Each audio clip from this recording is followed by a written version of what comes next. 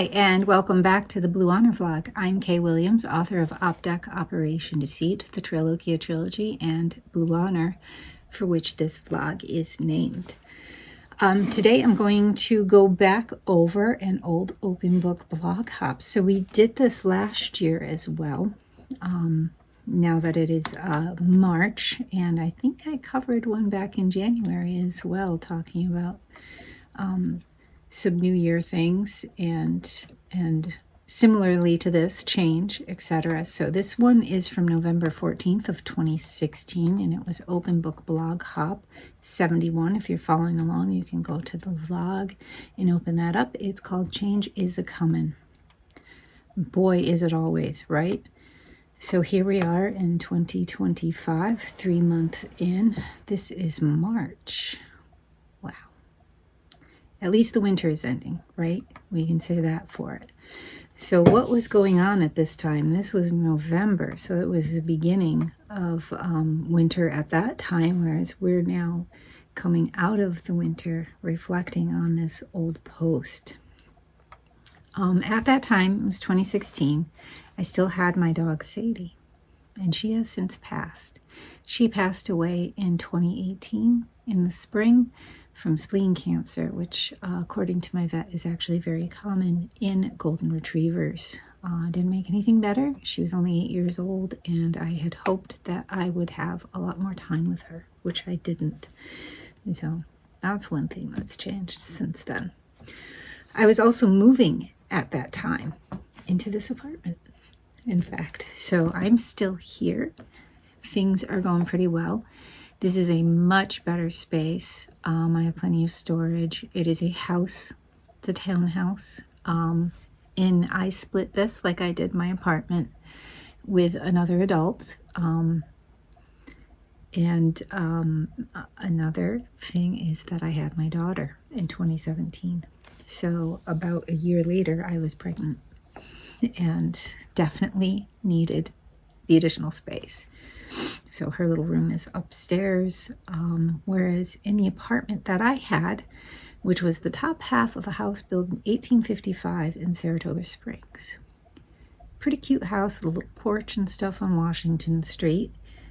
Not a two-family home. According to records, it had been a two-family home for quite some time.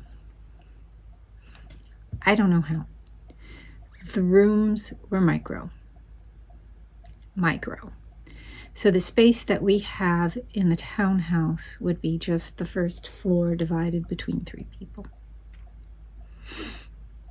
It was not enough space. I could sit on my bed and see the washer and dryer in the kitchen just a few yards away. It was so cramped, and there was no way to close things off. No like separate spaces, whereas here, the washer and dryer in the basement, I don't have to look at them. I don't have to listen to them going off when they're being used. The kitchen is around the corner here. It's a galley kitchen. There's a wall. I don't have to look at it. And sit on the couch over here and watch television. You don't really have to look at my desk space so much, or look into the kitchen and see the dishes. Or I had a baking table that you could see, and then just past that was the washer and dryer, and it was terrible. And the living room was just really tiny. There wasn't a lot of room to, move things around and kind of design it differently. The windows were very old. It was drafty. Yeah, the road noise. There was a light right there at the corner for traffic. And I would have to listen to impatient people that the second that the light turned green, blaring their horn. Any time of day, didn't matter. Could be middle of the night.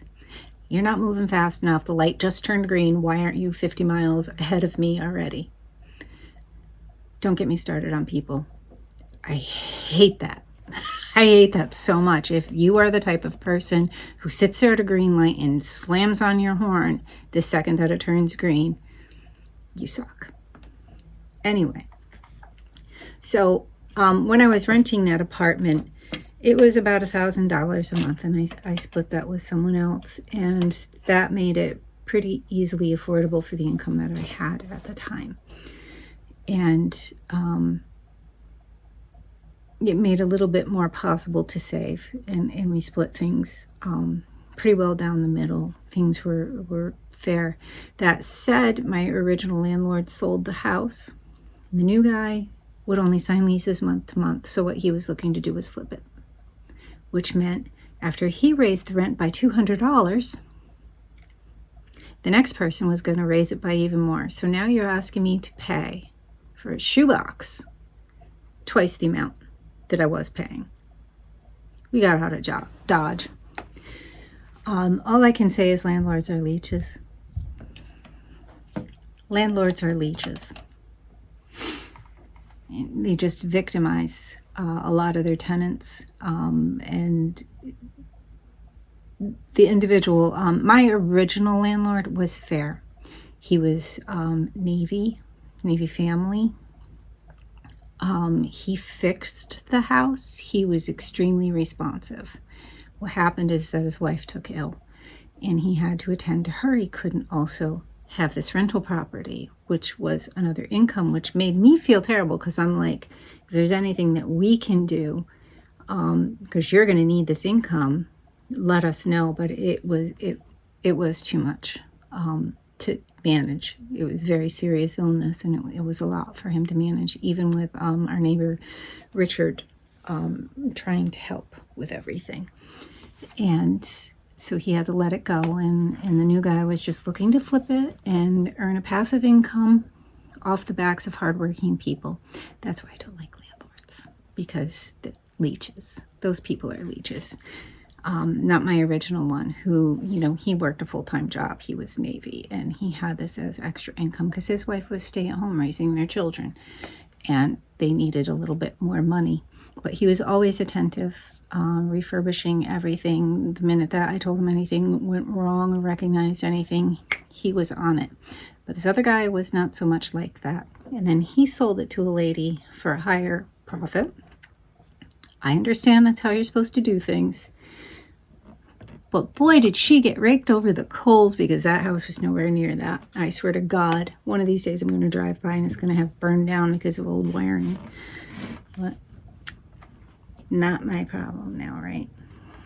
Unfortunately, it's going to be somebody's problem. That's going to be terrible. What I really liked, though, about the location is that it was within walking distance to work. And Saratoga is a great walking city. It really is. You can look that up. It is a wonderful walking city. While there, we did have it decorated pretty cute. We were just did what we could with the little that we had and tried to make it nice, but we outgrew it fairly quickly. So I'm looking at the pictures online of this. I still have the skeleton that's pictured on the motorcycle, on the bicycle, the exercise bike. He's over there like he's decorating the tree right now. So that's Billy Bones. You'll see him sometimes on my TikToks and in my other photographs. The little tree we don't have anymore, but we do have all of those decorations. They've migrated to other little mini trees that we have up at Christmas time. I don't think we have the rugs anymore. You can see Sadie standing in front of the stencil I used for my pear painting. I definitely have the X-Men poster still. And in fact, right up there is the one of Last Stand. And that is a different one. That's Wolverine coming at you from Last Stand. I love Wolverine. But yeah, things have changed quite a bit, and I embraced this change, even though I really didn't want to move that far away. It was rough, but it was an improvement. It is an improvement. The space that we live in now is definitely likable and manageable, and it works. It's a bit tight with the toys for kiddo, but as she grows, those things are going to go away and things are going to change, and that's just kind of how it is. Things change. So this back wall here, this area over here, is like a dining space behind the living room, so it's kind of semi-open plan. So that'll probably open back up, and then I would probably move, widen the living room space and stuff, do something along those lines that way. Make this more of a quieter sitting area and put the TV over there or something. Just a thought, right? But it would definitely be open. We'd be able to use the bookcases for display and books instead of toys and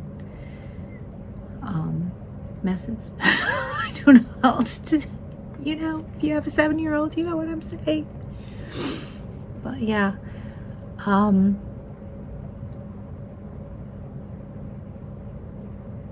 change is coming. Sometimes it's good, sometimes it's bad, and usually it's a mix of both. And in this case, it's a mix leaning towards good.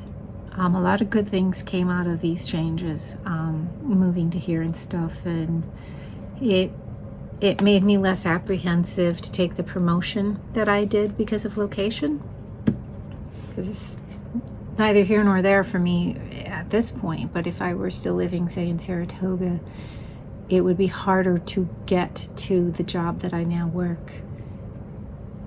So I probably wouldn't have even interviewed for that because I wouldn't have wanted the location, or I would have had to move at that point. So this move would have been different.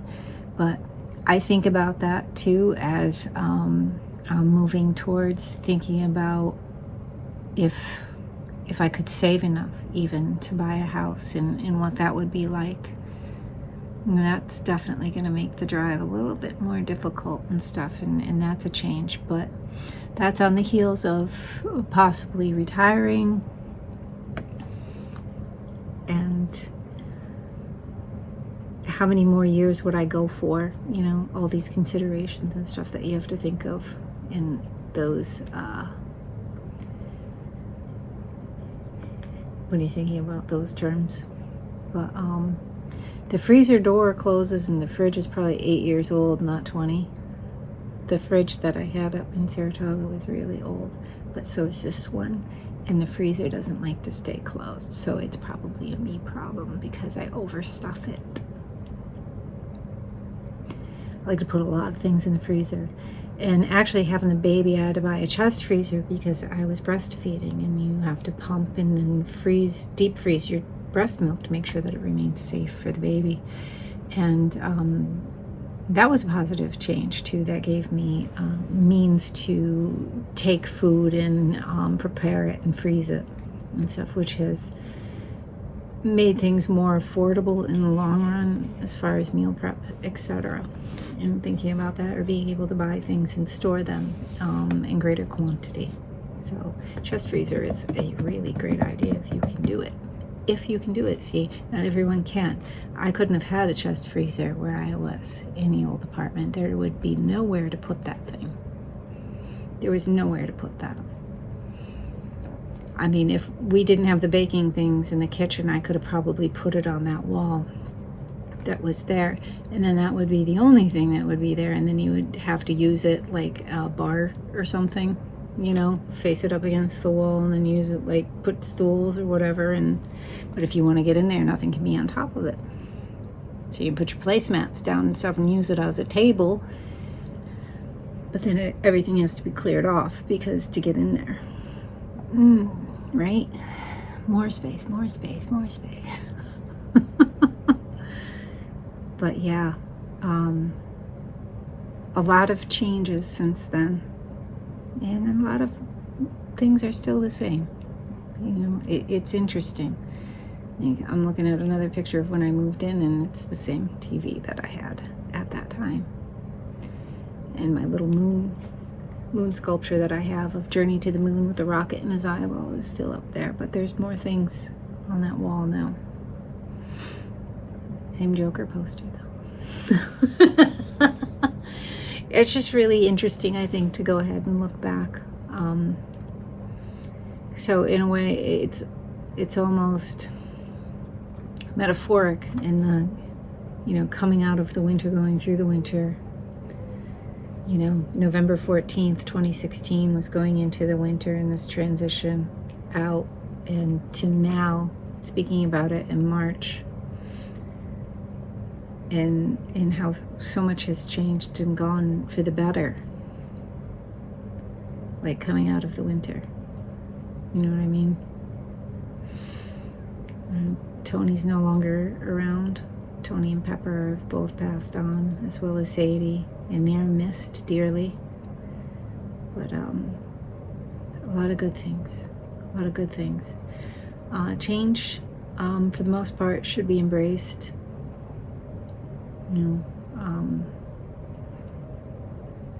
Not the bad stuff, of course.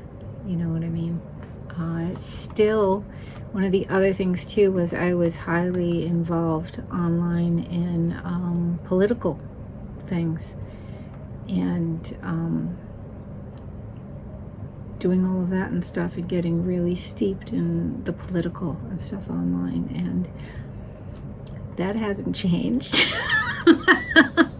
But that's, that goes along with my writing, because I write historical fiction focusing on political and war stuff. So, of course, it hasn't changed. It's my topic. But here I was looking for a rest from it.